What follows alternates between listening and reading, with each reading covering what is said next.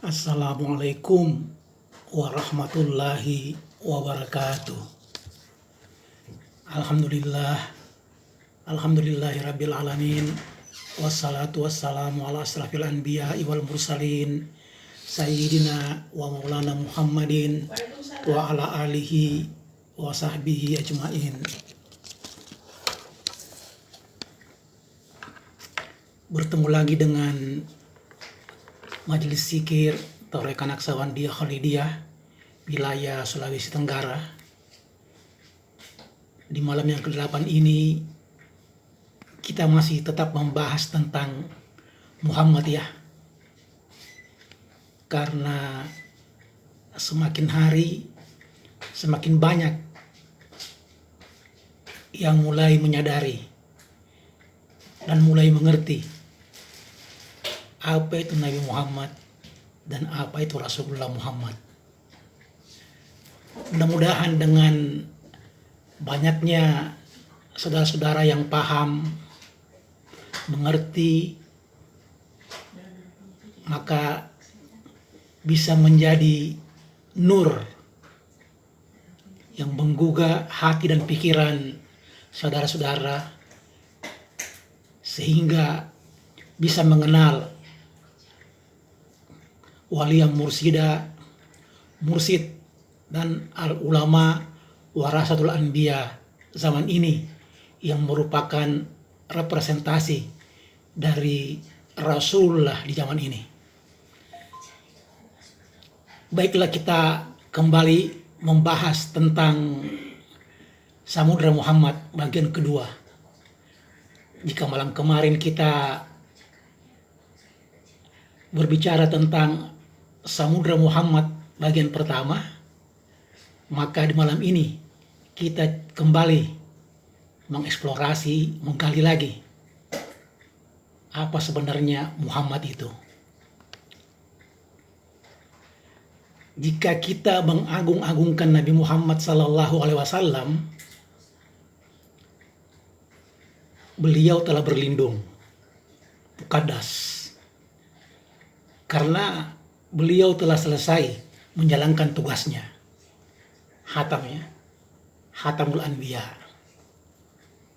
Tapi jika kita mengagung-agungkan Rasulullah Muhammad, yang ada di balik wujudnya Nabi Muhammad, maka dia itu kekal, abadi, bahkan ada di setiap zaman. Ada di zaman sebelum Nabi Muhammad SAW, dan ada di zaman setelah Nabi Muhammad SAW. Amin. Hanya saja Rasulullah nurun ala nur ini menempati wujud yang berbeda di zaman yang berbeda, tapi isinya sama. Ya, di zaman Hindu dulu dikenal dengan nama Atman.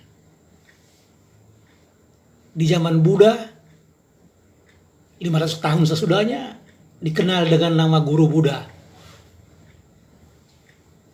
Di zaman umat Nasrani disebut oleh pengikut-pengikutnya sebagai Roh Kudus. Di zaman Kejawen disebut Guru Sejati. Di zaman ini, saat ini, mereka yang disebut oleh Nabi Muhammad sebagai al-ulama warasatul anbiya, ulama-ulama yang menjadi pewaris kerasulan. Dalam Al-Quran secara implisit dijelaskan tentang mursid dan waliyah mursida. Tapi bukan asal gelar ustaz, ya, Kiai, Gus, Habib, yang menjadi al-ulama warasatul anbiya itu.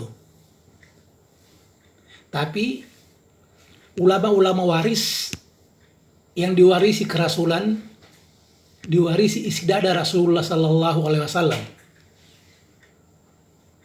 diwarisi kolbunya.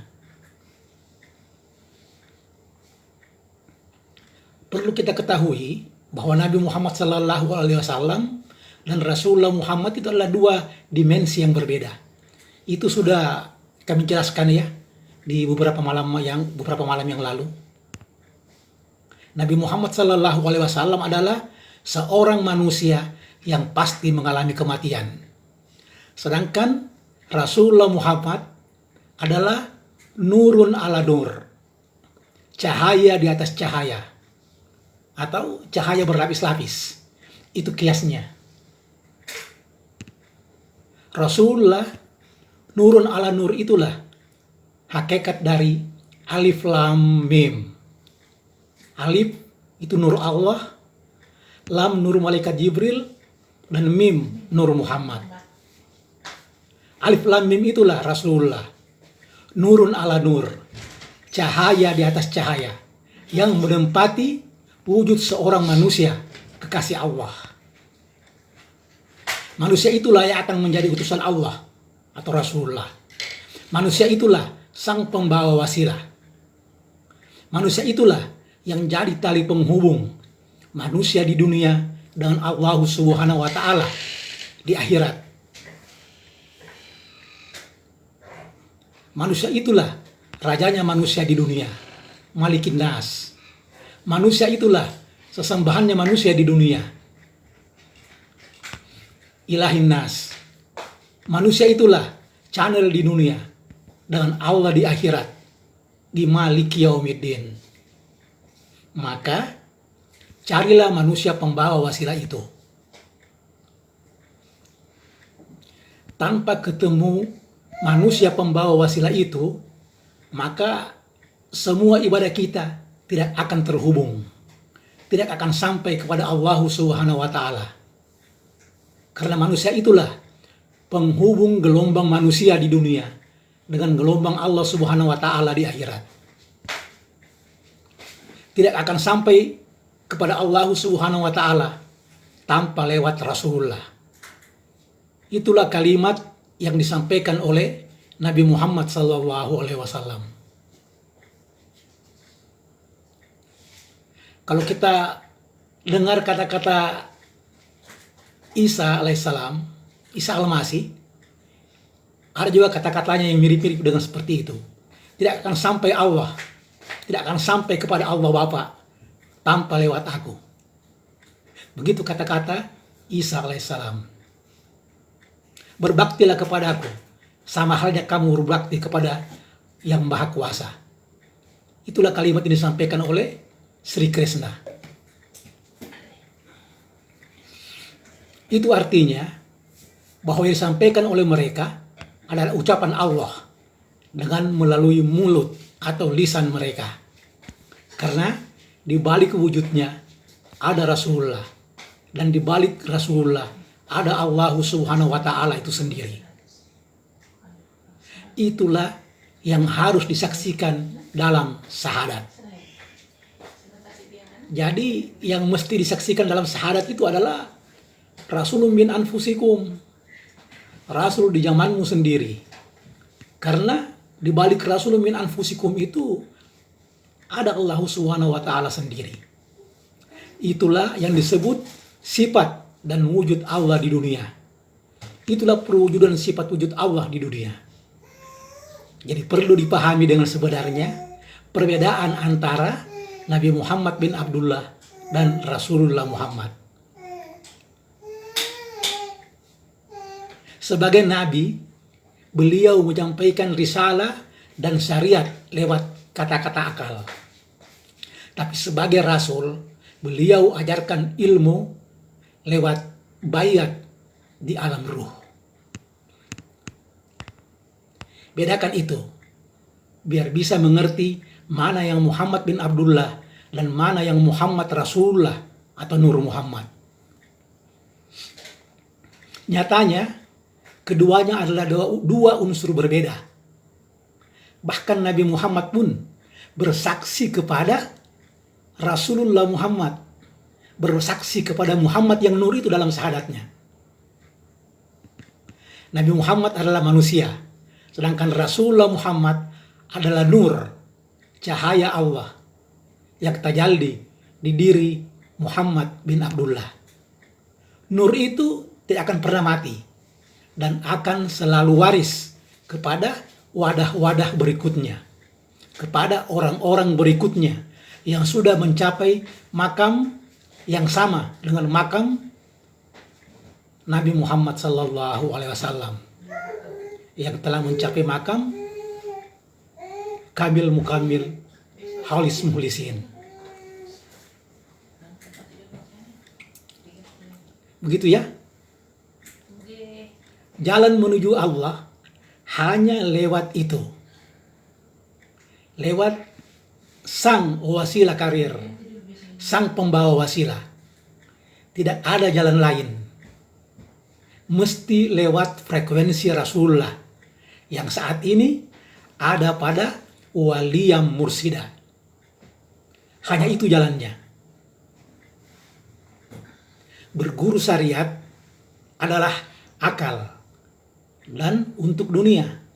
Berguru hakikat adalah untuk akhirat, dimensinya dimensi rohani. Berguru syariat lewat ceramah, buku-buku, dalil, teori, dan kata-kata. Berguru hakikat mesti lewat bayat nur. Silahkan saudara-saudara melihat Nabi Muhammad pada posisi bagaimana.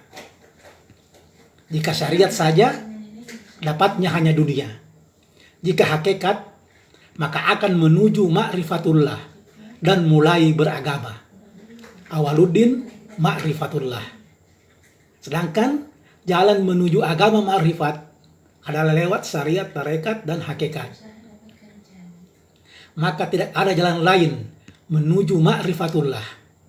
Itu mesti lewat tarekatullah. Supaya kita bisa mengerti syariatnya hakikat dan ma'rifatullah.